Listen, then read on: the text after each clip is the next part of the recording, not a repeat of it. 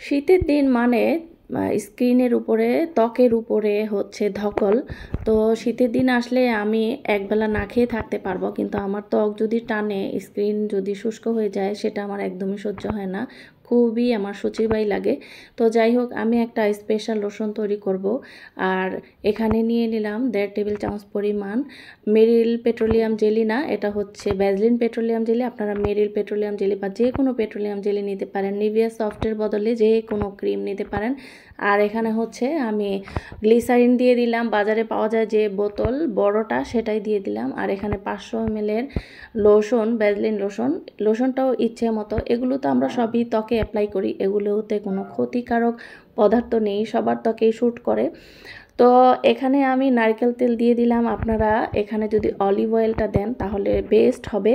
তো একটুখানি castor oil দিয়ে দিচ্ছি, এটা তো চুলের জন্য ভালো, ত্বকের জন্য খারাপ না। তো ঘরে ছিল, একটুখানি দিয়ে দিলাম, এটা অপশনাল। তো এখন একটুখানি ভালো করে আমি মিক্স করে নিব। তো এখানে যেহেতু ভ্যাসলিন পেট্রোলিয়াম জেলিটা দিয়েছে, ওটা তো খুবই ঘন, ওটা কিন্তু স্প্যাচুলার দিয়ে মিক্স হবে না, হয়তো হ্যান্ড বিটার দিয়ে খুব সময় নিয়ে বিট করে মিক্স করতে হবে, অথবা আমার বাসায় ইলেকট্রিক বিটার আছে, সেটা দিয়ে আমি অল্প সময়ে বিট করে নিলাম। অল্প সময় বলতে তাও আমি 2-3 মিনিট 5 মিনিটের মতো বিট করে এরপরে সুন্দর করে ব্লেন্ড করে মিক্স করতে পেরেছি।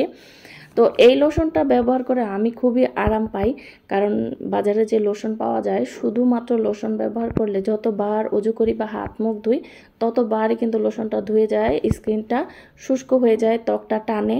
তো এই লোশনটা ব্যবহার করার পরে 2-3বার অজু করার পরেও ময়শ্চারাইজড থাকে, ত্বকটা টানে না, মনে হয় যে না আমার এখনও লোশন দেওয়া আছে। তো এই জন্য এই স্পেশাল লোশনটা আমি শীতের জন্য তৈরি করলাম। ভাবলাম যেহেতু আমি আপনাদের সাথে কন্টেন্ট শেয়ার করি, তো এটারও একটা ভিডিও করি, আপনাদের সাথে শেয়ার করি। তবে এটা যদি কারো বিরক্ত লাগে বা ভালো মনে না হয়, প্লিজ এড়িয়ে যাবেন। আর আপনাদের যদি কারো শ্যুট নিয়ে সমস্যা থাকে, সবার ত্বকে কিন্তু সব কিছু শ্যুট করে না, তারা কিন্তু এটা অ্যাভয়েড করবেন, বাজে কমেন্ট করবেন না। এটা আমি ব্যবহার করে আরাম পেয়েছি, আমার কাছে কমফোর্টেবল লাগে, আমার কাছে ভালো লাগে। আর বারবার লোশন দিতে ভাল লাগে না, 5-6বার অজু গোসল করলে 5-6বারই লোশন মাখতে হয়, কারণ ত্বক টানলে তো আগেই বলেছি আমার ভাল লাগে না। আমার মতো অনেকেই আছে শীতের দিনে এইরকম। তো এই লোশনটা দেওয়ার পরে সেটা আর হয় না, একবার দিলে 2-3বার হাত মুখ ধুলে বা অজু করলেও স্কিনটা ময়শ্চারাইজিং থাকে। তো যাই হোক, আশা করি কারো ভালো লাগবে, আবার কারো ভালো লাগবে না, কেউ বাজে কমেন্ট করবে না। আর এটা তো আগেই বলেছি ক্ষতিকারক কিছু না।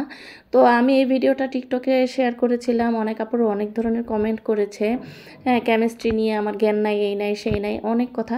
তো এটা কিন্তু ক্ষতিকারক কোনো পদার্থ না, সবই আমরা স্কিনে অ্যাপ্লাই করি।